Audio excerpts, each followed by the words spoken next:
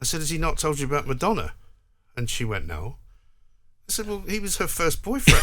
And she was like, what? And she loved it. I actually had tears in my eyes watching it. Wow. Because you're thinking, wow, this is incredible. I'm Such an emotional moment. Yeah. You know, and it was one of the most incredible experiences of my whole time there. I said, but, you know, if I don't talk to you, I'm going to have to follow you around the whole time.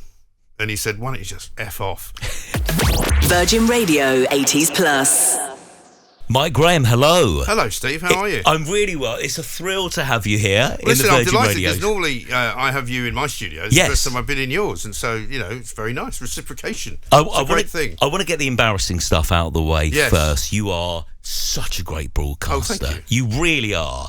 I mean, I know you got from newspaper journalism to broadcasting. Yeah. Whatever you do it really well. Well, I love doing it, you see. I think the thing about what we do, we're very fortunate in the jobs that we do, and I've always loved everything that I've ever done. I mean, I got into newspapers, my father was in them, but he did a completely different thing. He was like a graphic artist, and then when I got into broadcasting, it was kind of by accident, really. And I wasn't this good when I started, I have to tell you. You know, when we started in Scotland, you know, I was very much a very raw version of this. But I've been doing it for quite a long time now, and I feel very comfortable doing it, you know. And I can talk, as you will probably find out, forever. You are a master, though, and I'm not just saying this. I listen to your show every day. You single-handedly got us through that very unsettling lockdown pandemic period. You asked the questions that nobody else was going to... And you've kind of, like Jeremy Kyle always said, we always speak about you because you set the tone for what Talk TV is about now. Yeah, I mean, Talk Radio's had a number of successes, and there's been a number of great people who have helped with that. And you know, first it was Brexit, and then it was COVID, and you know, we've got a talent for knowing what the country wants and what the country feels like.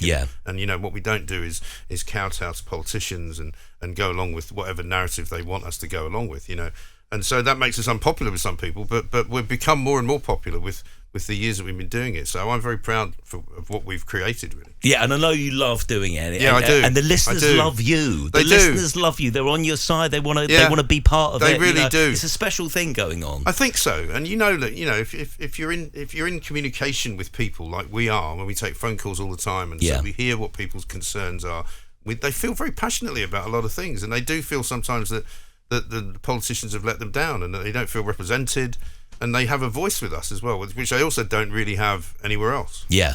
This is special this week because lots of the songs you've picked, you've covered stories or they're certainly era-defining tracks. So my 80s playlist, the first track we're going in today is going to be West End Girls from Pet Shop Boys. Lovely. Because the 80s for me was split between me kind of slightly beginning my career in journalism in London, but then moving when I was quite young, 23, to New York, because I was working in London. I was starting to get shifts in newspapers, and it was all very exciting, but there really wasn't much progression because nobody was quite sure. It was the old days of Fleet Street, you know, when you'd still have printing presses in the building, you know, the old Sun building in Bouverie Street, just off Fleet Street. When they started printing the paper, the building would literally shake, and you could sit there and go, this is amazing. You know, it was like being part of some massive kind of machine. Yeah. And the old printing presses, which were worth so much money that nobody could ever buy them, so they had to, you know, lease them, and then there were strikes all the time, and the printers would go on strike. This was all pre-sort of technology, before computers came along.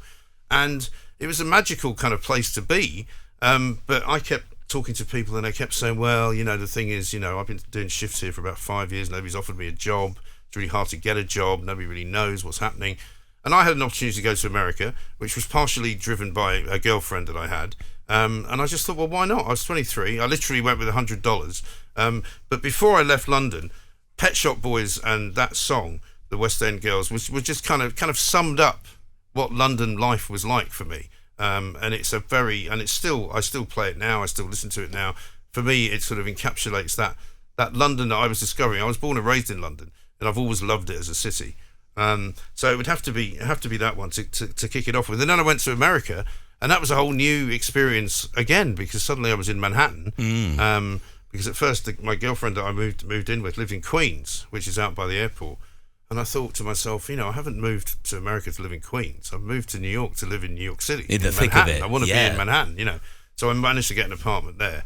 And then it all sort of took off, and we're going to talk through some of the songs and some of the experiences I had as a result of those songs either reminding me of something or of me doing something, because I used to chase a lot of famous people around. I've got so many questions. Because in those days, that's what we did. Yeah. So go ahead. Okay, well, let's play this for the Pet Shop Boys. Okay, my next one is going to be Madonna, Like a Prayer. I know you're a big fan of Madonna. I am. And I had all sorts of funny experiences around Madonna. I was sent to her home state of Michigan, just outside of Detroit, to find a guy who had been her first boyfriend, her high school sweetheart, who she'd written about in her high school yearbook. And it was around the time that the sex book came out. Yes. And I found this guy. So you tracked him down? Tracked him down somehow. I tell people how we used to do this the old-fashioned way. You couldn't do it on the internet. There was no internet. How did you do it? You'd basically fly into an area. If you knew the town or the general kind of county. Yeah. You'd basically go to the local library. You'd find the telephone directories and go through them and find the name. And if there was 10 names, you'd go to 10 addresses until you found the right guy. Because you did it all. Yeah, proper homework. And I took me a couple of days, and I turned up at this house, very, unprepossessing sort of bungalow type house. Knocked on the door, middle of the day, and a woman answered, quite an attractive woman. I said, "Oh, is this so-and-so?" "No, he's my husband, and he's not here." And I said, "What does he do?" And she said, "Oh, he's a UPS driver." And I went, "Okay." And she said, "Who are you?" I said, "Well, I'm from a newspaper in England." She's like, "What? What are you doing here?" I said, "Well, do you not know?" And he'd never told her that basically, I mean, Madonna later said that this guy was her first ever boyfriend, and they'd made out in the back of a car and all this kind of stuff, And I said, well, should I come back? She said, "We'll be back from work about 5 o'clock." But I thought, I can't leave her without knowing why I'm here. So I said, "Well, has he never told you anything about when he was a teenager?" And she obviously didn't know. She went, "Well, not really." I said, "Has he not told you about Madonna?" And she went, "No." I said, "Well, he was her first boyfriend." And she was like, "What?" And she loved it. She was like, "That's amazing, it's great, she took it fantastic." Well. She took it really well. I went back, spent the evening with them. We had drinks, we had dinner. Amazing. And they were just lovely people. Yeah. And so from that, you would then go to the other extreme when she got married to Sean Penn in Malibu, in California. And she was such a megastar that they tried to stop the media from, interfering in their lives. Did they have like a helicopter exclusion Well, they tried to stop anybody from filming the wedding, right, by doing it in Malibu in a sort of in an apartment hotel where the only view was from the beach, so you couldn't doorstep it from the road, because all the photographers out there, the paparazzis, were unbelievably relentless. I mean, you just couldn't get away from them. Yeah. And so the scene that they were going to have was a wedding on an outdoor balcony facing the sea. So the paps all said, "Right, we're going to hire helicopters." So it was like a scene from Saigon. There was literally about 4 helicopters up, and if you ever see or find the footage on YouTube, her hair's getting blown away, dress is getting blown, because it's just this and everybody got the pictures, It was a mad time. And we used to when she and Sean Penn were together, they lived on the Upper West Side of Manhattan near Central Park, not far from where John Lennon was killed. And there was just a constant presence of me occasionally sometimes doing it, other people doing it. You'd just be waiting outside the house to see when she was going to come out and get a picture of her. And she was actually great with the press. Have you spoken to her? Only in that sort of scene. I've never interviewed her as such, but she used to quite enjoy the attention, I think, at that time. I mean, maybe now it's different, but this was sort of mid-80s. Amazing she was the story. queen of everything. She really was. I mean, you mentioned Michael Jackson earlier. Madonna was the queen. They were both the top. And my song from that era, I mean, there's so many, but it's Like a Prayer. Brilliant. Let's play that. I'm really enjoying this. Thank you so much for having us on. I know that you're a busy man. You probably got breaking news coming through to your phone right now as we're doing this, but I feel honoured that I've got you all this week on My 80s Place. What are we going for next? Well, we're going to jump around. We're going to go with Fleetwood Mac next, because I know we sort of are allowed to go slightly into the early 90s, right? Yeah. Because one of the most amazing things that I ever did was to cover the presidential election of Bill Clinton, the first one. Oh, right, okay. And so that kind of started around about sort of, I suppose, back end of 1990 into 91, and then he sort of became officially president in January of 92. And I was asked to get an interview with him.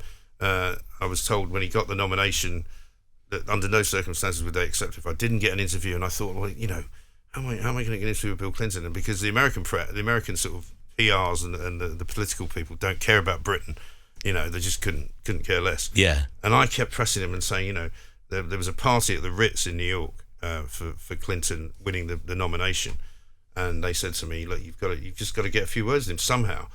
and somehow I managed to get an invite. Right. Despite the fact that it took me, at 5 o'clock that night, I still didn't have one. I somehow put enough pressure on somebody to give me an invite. Yeah. Got into the Ritz and had no arrangement whatsoever. And the Ritz in New York in those days was a bit like the sort of slightly smaller version of the Hammersmith Apollo. So it had an upstairs and a downstairs. And Clinton was upstairs, and there was bands and stuff playing. And I saw that he was upstairs, but the place was absolutely mad, mobbed with people. You couldn't. It was like London Underground at rush hour. Yeah. You couldn't move. And I saw Clinton at the other end of the room, and I noticed that he was sort of coming my way and kind of shaking hands with people. And he had a couple of minders with him. So I just kind of manoeuvred myself so that I was right in his kind of eye line, so that when he got to me, I would be right in front of him. And so I basically stood in front of him while he was trying to get out and put my hand out and said, "Mr. Clinton, I'm Mike Graham from the Sunday Express," which is who I was doing it for. We just want to tell you that, everybody in England's rooting for you, and everybody loves the idea that you went to Oxford. And he's just started, and he had that very croaky voice. He was like, "Oh yeah, I love England." I was like, and I managed to get something like 5 minutes before he got moved away. And I didn't have any note. I couldn't take notes. I was just talking to him, It was quite loud. And eventually the minders kind of moved him past me. But I got enough quotes to make a decent big piece for the paper that weekend. Right. Which was great. But the reason we're mentioning him in Fleetwood Mac is for this one, is because Rumours album, which was kind of iconic album. Huge, wasn't it? One of the most amazing and even emotional moments of my life, actually, was I was at the Democratic National Convention in 91 in the summer when he got the nomination. Madison Square Garden, and the Americans do these things with such pizzazz, and so the moment he was announced as, they announce him as, "Ladies and gentlemen, the next president of the United States of America, Mr. Bill Clinton," and the balloons all came down from the roof, the crowd were cheering. He walks out to "Don't Stop," which is one of the greatest songs anyway, but it always reminds you of that moment. I actually had tears in my eyes watching it. Wow. Because you're thinking, wow, this is incredible. Such an emotional moment. Yeah. And it was one of the most incredible experiences of my whole time there. Really. Brilliant to hear. Brilliant. What great. Was he as charming as everyone says? Very charming. Yeah. Incredibly charming, yeah. I mean, he was a bit like Tony Blair, who I have spent some time with. A lot of people don't like Tony Blair, but one of the things he was great at was when he talked to you, you felt like you were the only person in the room. Yeah. He had that kind of way of holding your kind of abilities and holding everything in your hand. And Clinton looks right in your eye, and it was a great interview. Yeah. I mean, we didn't break any stories, but it was just really good. Just a chat, a great chat. These are amazing stories and great songs. A real treat. Mike Graham, you coming on to Virgin Radio 80s Plus. Thank you. You look at home. I think I've got a competition here. There's going to be a new show starting. Yeah, up well, who knows? soon. Yeah, the next one has got to be George Michael, because amongst many of the things that I did over there, used to visit LA from time to time, not a lot, because if you live in New York, you sort of hate California. You go, no, what do they know? They're all just a bit too laid back. Yeah, New York sleepy. New York's the place, And I got sent out because George Michael was coming out with Wham, because he was still in Wham. This would have been probably sort of mid-80s, 85 or something like that. And he was coming out to get an award, a VH1. Do you remember VH1 started in addition to MTV? It's kind of slightly older. Slightly older, it? yeah. And so he landed, and the News of the World was the paper I was working for in those days. And the idea was that the last time he'd been in LA, his bodyguard had beaten up a photographer, and so the photographer had decided to get a writ to serve on him as he landed. So that would be the picture, right? Which was what we did. And I mean, some people might be listening to this going, that's a bit underhanded. But, it was one of those things. And we then, in those days, knew where he was staying. And he was staying in a place called the Bellage Hotel in West Hollywood. Right. Which was beautiful. And one of the great things about my job in those days was I got to stay in these amazing hotels. Wow, what a life. I know. What a life. And for free, right? Because everybody else was paying the hotel bill, So I'd rented a little Pontiac Fiero, which was a sort of small sports car. And I was working with this guy called Phil Ramey, who was one of the helicopter paparazzis at Madonna's wedding. Right. And he was completely ruthless. This is a guy who lived in LA. He was half Iranian and half American. And he told me a story about once how he chased Boy George down Hollywood Boulevard. And he got fed up chasing them, and they kept trying to avoid him. So eventually he said they got to some traffic lights, they stopped. He said, I just rammed into the back of their car. They jumped out, started arguing with each other, and I was just going taking all these pictures. He said, I made $25,000. Wow. And that was, That was the way they worked. That's what happened. Yeah. So we had the same problem with Boy George because basically we were trying to get an interview with him. Sorry, not with Boy, with George Michael. So we got to this beautiful hotel at Bellage, and we had already checked in before they arrived. And as they arrived, they came in with their manager. Andrew Ridgeley was there. Yeah. The two backup singers. Can't remember who they were now. But Pepsi and Shirley. Yeah. And I think Andrew Ridgeley was already going out with one of them, so they checked into one room, and George Michael was just left sort of standing in the lobby.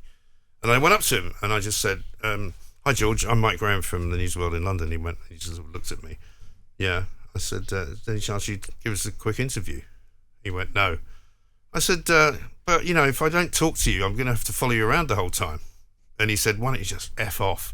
and so I said, "Okay, fine." I said, "I'm just going to have to follow you around." So we spent the next 4 days, basically, everywhere they went, we were behind them. And we would sometimes go into the same restaurant and send them a bottle of champagne. They would refuse to accept it. Oh, how funny. You know, it was all that kind of game of cat and mouse. And every day they tried to get a better car. So they started in a stretch limo. And by the end of it, they were in like a Pontiac Firebird going at high speed. And, you know, we all kind of enjoyed it. You know, people might say, "Oh, that might sound a bit kind of dangerous." It really wasn't. It was a bit more Wild West-like in those days, you know. And so I've got, for his particular song, George Michael, I think you've got to have faith for that. Yeah. Perhaps. Yeah. If that's not too far into the 80s. Oh, that was the look, wasn't it? It's a song. A couple of questions about George Michael. Yeah. I'd love to ask you as a journalist and someone who. By the way, when he wasn't out at that point. Well, I was just about to ask you. So we fast forward a decade. Yeah. When he was out in the public toilet incident. Also in California. What did you think? How did you think he handled that? I thought he handled it really well, actually. He did, didn't he? I thought he was brilliant. I mean, one of the famous Sun headlines was "Zip me up before you go," which was kind of funny, you know, because I think it was a difficult. I think before that there would have been times when you would have said that the tabloid press in particular were not very friendly towards gay people, or that they would make out that people who were gay in public life were somehow, you know, to be vilified or to be kind of. Do you think that's because it was what it was at that time? I think so. I think it was here a reflection. We're working in the news building now. The Sun's a few floors below us. I'm on Virgin Radio Pride. I've come on and spoken to you about a gay.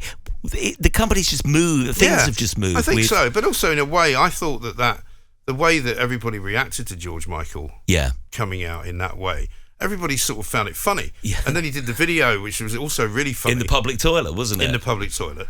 And I mean, I think you'd have to have been somebody with a very hard heart not to have gone, actually, he's done all right here, you know. Yeah. But funnily enough, I believe, and you'll tell me if I'm wrong, that the American market wasn't the same, because the American market's still quite sort of conservative. Yeah. And one of the reasons why he didn't come out before was because he thought that would damage his sales. I think people like Mary J. Blige took his name off the album and stuff, so it really resonated there. Because definitely. And so, I mean, I think it's changed now there, but, you know, but at that point, I don't think it was a good reaction from the American side, you know. Mm-hmm. We've got one more song left, and I know it's tough, isn't it, doing this, isn't it? Just picking, because you think of so many really different... Is. And I'll finish this and I'll think, I should have mentioned this, but I can't go through the 80s without mentioning Prince. Yes. Prince, who was also another iconic figure of the 80s. Did you ever cover stories with him? I did. I went out to Paisley Park, in fact, in Minneapolis, which was his big compound. You know, like Michael Jackson, he was very much a self-made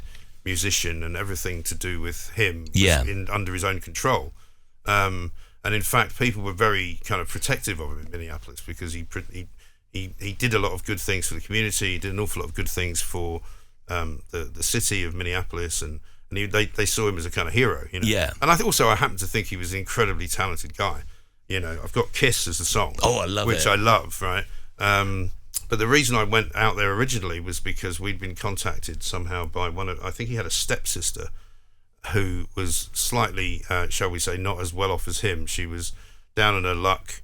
There'd obviously been family feuds and troubles and things like that, and she was trying to sue him for a piece of his money, effectively, because she lived in a really horrible, what they call over there, project, which was a bit like a sort of really poor council estate. Yeah. And she obviously had issues with drugs, and she had issues with money, and at times she might have even been probably a prostitute.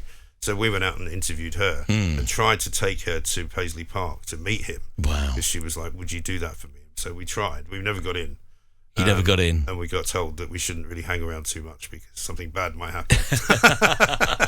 That was your cue. That was our cue, because sometimes you can push it so far Yeah. that people in America have guns, and you kind of go, all right, if you want us to go, we'll go. And they don't have the same kind of public spaces as we have. Quite a lot of their land is private. Yeah. So if you're on their private land, you better not be doing anything you shouldn't be doing. Sure. You know? Sure. She never did get to meet him.